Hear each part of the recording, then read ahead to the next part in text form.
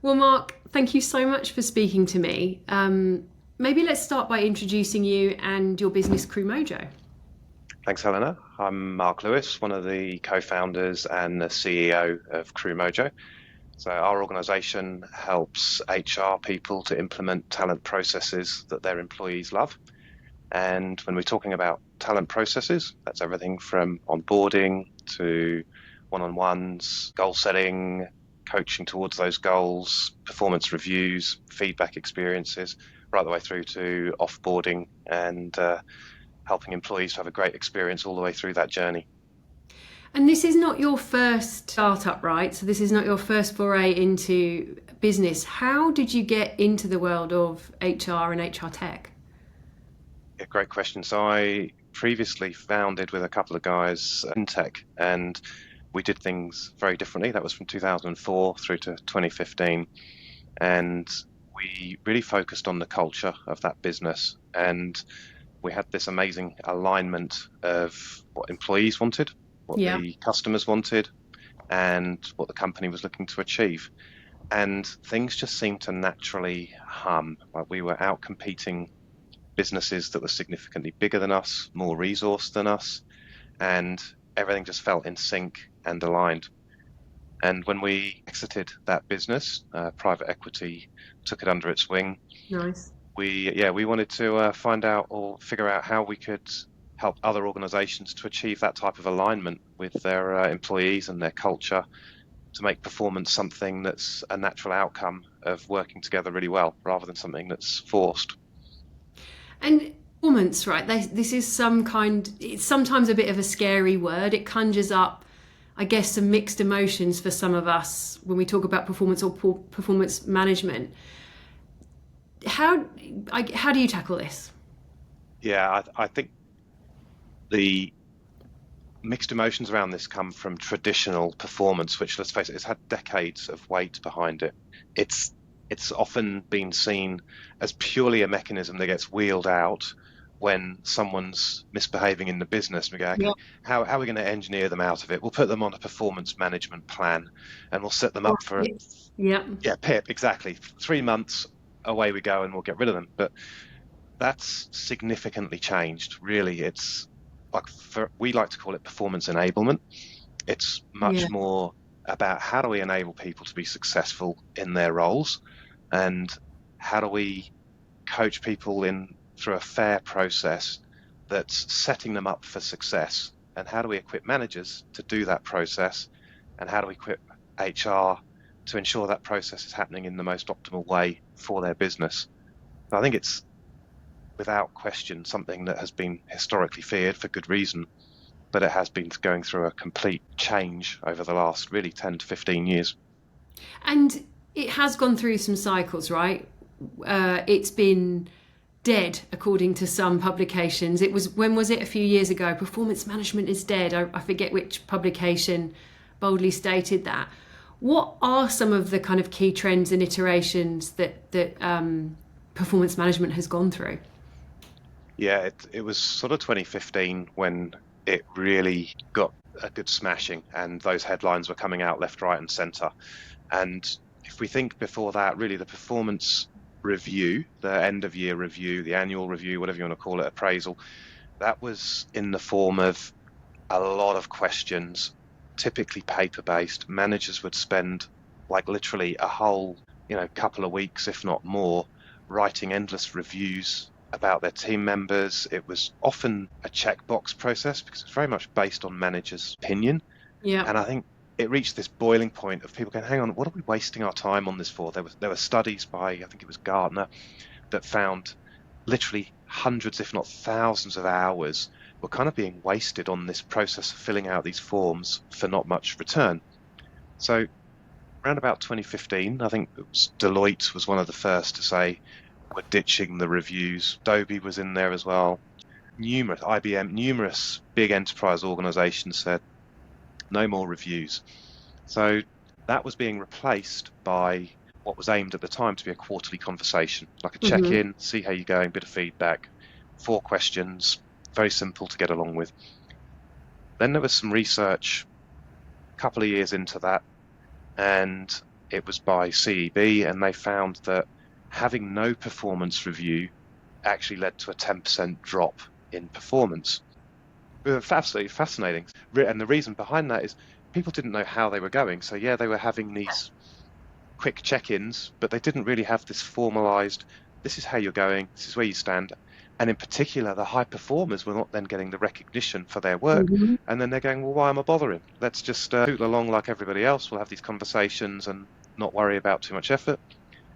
Then on the flip side, actual sort of behind the closed doors reviews were kind of taking place without much Yeah. transparency.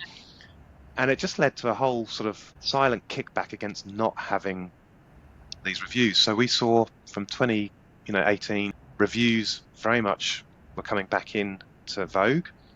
However, they were much more based on data Hmm. rather than manager opinions. Prior, it was all about just what the manager thought and trying to remember a year's worth of events. Yeah. Whereas now, it became at that time it became all about, well, let's take a look at the achievements. What sort of impact has been made? How have you been living the values and the culture? What sort of feedback have we had throughout the period? And it was really sort of pulling on data from lots of different facets around performance of the employee, and then maybe layering on judgment over the top of all of that data. At that time, we saw a huge focus move into feedback. So there was a lot of Yeah. become a feedback culture. Let's create a feedback environment in this organization on the basis that that feedback would be all collated and saved up for the end of the year to go into the review process. So not that they were saving to give the feedback, they were giving it throughout the year and then collecting that Yeah. data to make good decisions. Then we've seen quarterly goals. So there was a real shift to going to OKRs, and that had a lot of buzz around it. And a lot of organizations we saw tried to implement OKRs on a quarterly cycle. But because the admin involved in a quarterly cycle was quite significant, especially for those who hadn't done it before, it was almost like taking an annual process Yeah. and saying, okay, let's do this each quarter. And then that would just cause too much time away from work. So that kind of trend didn't actually last too long before it went back to more like annual goals and saying, hey, let's just have a check-in and see if these goals are relevant on a quarterly basis. Are they Yeah. still what we want to be doing? And then we've seen through COVID, which was really quite fascinating. And this was much more market driven, but it was a trend towards employees cannot do any wrong. So there's certainly not going to be any ratings. And it was all about how can we do everything we can to attract employees, because our competitors attract and retain, because our competitors are putting, we were hearing 20% pay rise offers to try to pinch employees. Yeah. And that's because the market was flush with cash. There was lots of growth and money available to expand companies. And as a result, any level of telling employees what to do really went down to nil. It was much more around using surveys and engagement surveys to understand what can we give employees, what benefits can we give them, what opportunities can we give them. And the whole focus was on how do we not tread on any eggshells around our employees. And then the next shift we've seen is coming out the side of COVID. The cash available for growth has dried up. The number of layoffs have gone through the roof, especially in tech companies. And there's been a whole shift now towards focus on accountability. There's a lot more comfort even using the term performance management again. Previously, you wouldn't even use those words. The concept now is very much around, if we've got a certain number of people, how do we make sure we've got the best people, that they're accountable, they're performing to their roles, and we're managing that process effectively. That said, we are seeing two key tools which are being used towards that end. So the first is very popular at the moment is talent reviews. So Yeah. that's HR sitting down with their managers and looking at the manager's team and having a discussion really around a 9-box grid, placing people into appropriate positions on that 9-box grid based on their performance and potential. And then after the team have been placed, looking at, okay, if someone's in a top right box, how do we put them onto a retention plan because we don't want to lose them? So what opportunities can we give these super high potential high performers? And the ones in the bottom left and thereabouts, how do we help them to lift their game or find them another role elsewhere, or help really separate the relationship if there isn't going to be a real change? The second big tool that we're seeing at the moment used in this performance era is skills-based development plans. And we're You've really got my seeing. attention.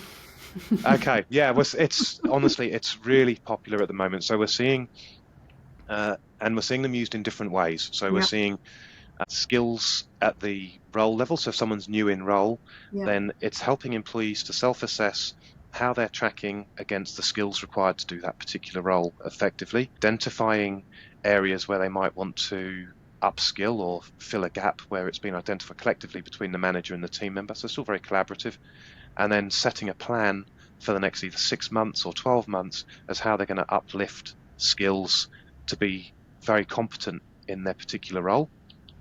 But also for those people that are really competent or exceeding it in their current role, what are the pathways that they can take from there? So rather than just keep them in their role, we're then saying, okay, let's see what role do they want to move to next? What's the overlap of skills in that role? Where do they need to upskill to become ready to move into that role? And that's something that is getting more and more steam right now, and I believe will continue to do so for the next good couple of years at least, with the whole shift from being role-based to more skill-based organizations, which I think you would know very well. And of course, I have like a vested interest in this topic, but and I have some follow-up questions on a few things that you said about trends and where we're going to now. But maybe just to sort of stay on skills for a moment before I ask my follow-up questions. Why skills and why now, do you think? I'm always curious to hear the answer to this question. My belief is that it's around the ability for organizations to adapt to a changing environment. You think at the moment we have literally had this, pendulum swing from retaining employees and fighting off competitors trying to pinch them through to growing performance. That means talent innately needs to be moved around inside the business as well, because the employment rates at the moment, or the unemployment rate at the moment, is low in pretty much every developed country. So if we can't get employees or talent in, like this old school way of employing a person to come into a job might have worked when it was, move 55 boxes from A to B. They can be Yeah. effective the day they start. Whereas today, people come into an organization, they build up skills and knowledge about how that organization works. It takes time to get to a level where they're effective. To have that talent walk out of the door is more than just their particular role. It's their connection, the network in the business. So to be able to retain them and help them go into a different role or upskill in a different area means they're saving the cost of a replacement person. They're saving the cost of ramping them up, and they're also building their corporate knowledge and holding that internal to the organization. And yeah, and I think that's the stuff that's kind of it's invisible on a P&L, right? This is something we talk about with in market a lot, is that kind of cost of turnover. And there's the stuff you can prove, like a placement fee, or the cost of relocating someone from country A to country B. That's all easy to prove. The intangible part of turnover is the stuff that you said, right? It's the loss of intellectual property, the burnout of the people that get left behind and somehow have to sort of shoulder that additional workload, or the loss of customer because they're sick of this being the fifth person that's been looking after their account, for example. So it's one of those kind of maybe I think I'm noticing that people are kind of aware of it, but it's still not a big fat line on a P&L that anyone's beaten over the head for. So there's still an element of visibility about that cost. But I do agree, organisations feel it. And you mentioned retention as well. I think for me, I think I agree that there's maybe a higher degree of scrutiny over performance, but people still want to retain their great talent. They just might be a bit more relaxed about losing maybe the not so great talent, or the lower performing staff. Now, you mentioned this high performer train, and I actually just wrote a piece on high performers that's coming out soon. I have an interesting theory on high potential or high performance tracks. In a couple of companies I've worked for, the companies have done an excellent job of identifying high performers and putting them on these amazing programs, but they've done not the best job of the so what. So they have effectively taken these people, told them they were amazing, wrapped a lovely bow on them, not really helped achieve the ambitions of this person's potential, and gifted them to the market. Because if you're telling someone they're amazing and then not actually allowing them to achieve their full potential or performance, the inevitable is going to happen. So I've seen quite a few high performance or high potential programs have the opposite of intended consequence. Maybe related to this, or related to just performance management in general, who out there is doing something new or novel, or just something that you really admire? Okay, before I answer that, I'll just say one last thing on that Yeah.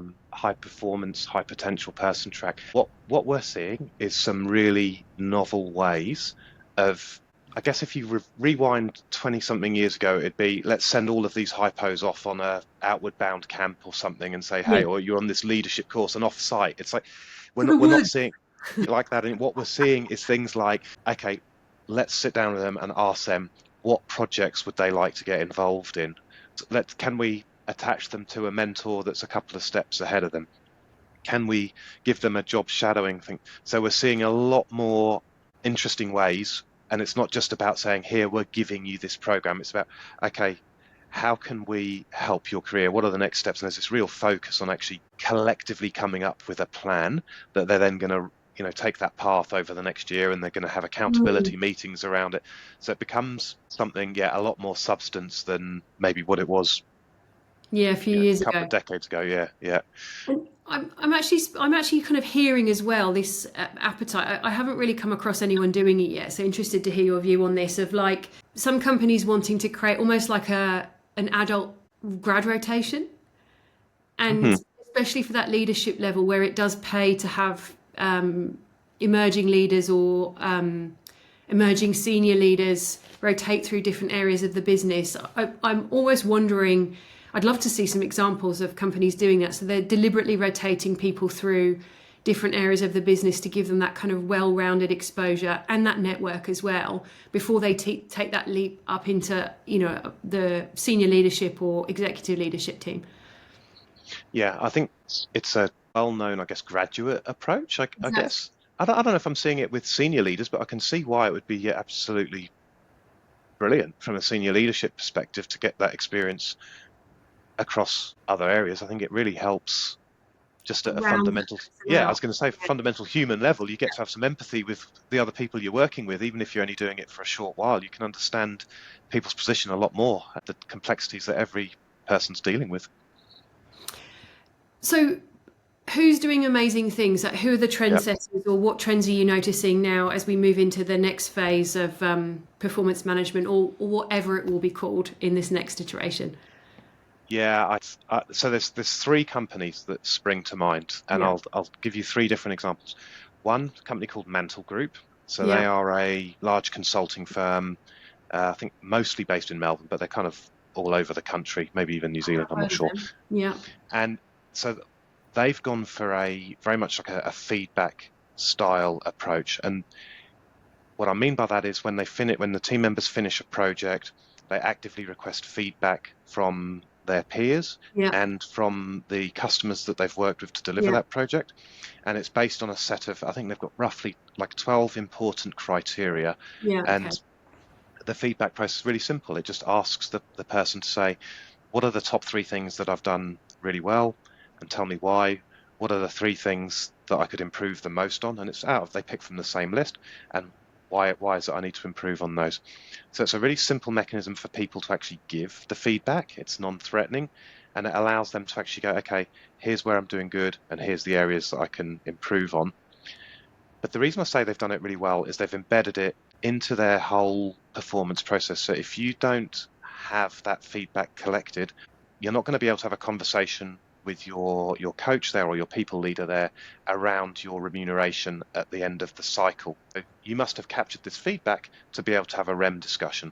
So they've wrapped it in accountability, which is beautiful, and it's now just become this cultural thing that they do, and they've focused on just that process Yeah. rather than overcomplicating it, overburdening people with too much stuff. So the second one I would call out that's doing an amazing job is Starlight Children's Foundation. Mm-hmm. They have a few hundred employees, and the challenge that we see that not-for-profit, a lot of not-for-profits have when it comes to performance is a lot of people, they've taken a role in the not-for-profit with a lesser salary than they could Yeah. potentially get in corporate, or they might be volunteering their time, and they're kind of doing it because it's something that's important to them. So if you try to bring a powerful or autocratic approach, if you like, Yeah. to performance, you're going to lose those people. So Starlight have done an exceptional job of really, they've branded their whole performance process. It is feedback oriented, it's recognition oriented. There are no ratings. So for them, they don't have any ratings whatsoever, but they still have these really positive, constructive conversations when they need to. But it's a very much based on positive psychology environment, and it just works. The levels of adoption that they have in their whole process across the board are better than you would see in most corporates. Hmm. The third one I call out is Aldi, and they have done an exceptional job of getting frontline workers. This might be a store assistant who's Yeah. doing a handful of hours in the organization every week. They've managed to create this performance process that works across all levels of team members. And it's all around being very clear in what the expectations are for the role after, say, 30, 60, 90 days, and then ongoing, and automating this really. So it's automated and it's personalized to the role. So they've got all of these different individual performance sort of processes running that are highly targeted for the amount of time that the individual has and for the type of role that they're doing. So they've achieved something that most organizations say are Is it these team possible? members, it's not possible. Yeah. Yeah. So it's phenomenal. To draw, I guess, the overall or overarching comment, each of those three businesses have got very different approaches to performance. And what they've done really well is they've all avoided the trends, they've all avoided the fads, and they've said, let's design a performance process that works for our business. It aligns with what we're trying to achieve. It works for the type of employees that we've got and the types of organizations we're servicing. And then they're doing that really, really well rather than trying to implement someone else's best practice or the latest fad or the latest trend on LinkedIn.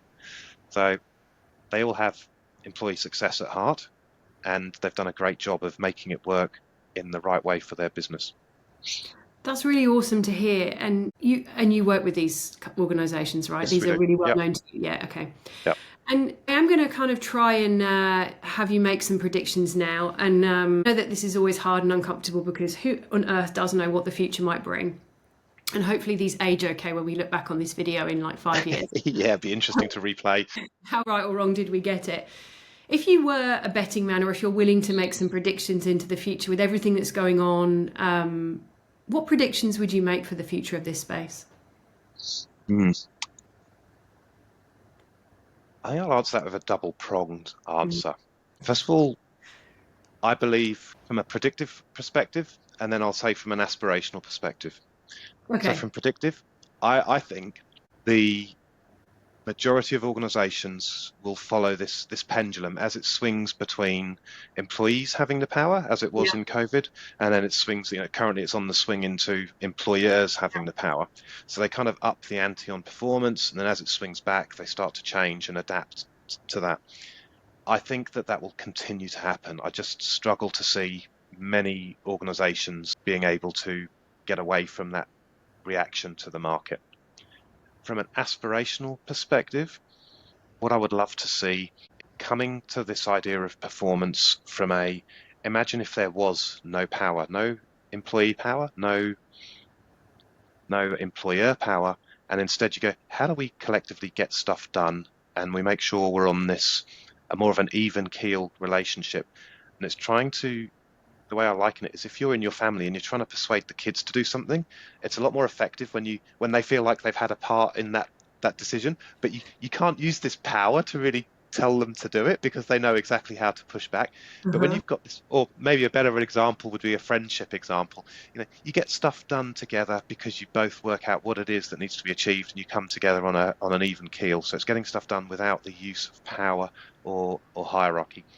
That would be my aspiration because I see that when organizations and employees strike that balance, they are much happier in terms of the organization performance and much happier in terms of the employee outcomes. The win-win, the utopia. Absolutely, absolutely. Yeah. And maybe just to wrap up now, this has been a really fascinating and interesting conversation. And but just to wrap up, if anyone would like to reach out to you to find out more about Crewmojo, to maybe react with some of their own feedback to what we've talked about, Mark, how can they best Sure. reach out to you? Hit me up on either LinkedIn, so just search up Mark Lewis Crew Mojo and I'll pop up. Otherwise, I love speaking to people anyway, so mark@crewmojo.com is my email, and I'm always open to a good conversation. Fantastic. Well, thank you so much for your time and your energy. I always enjoy these fascinating conversations with you. This is not our first. I'm sure it No, won't be our last. And thank you so much for your time, Mark. pleasure. Thanks so much for having me on, Helena. I really appreciate it.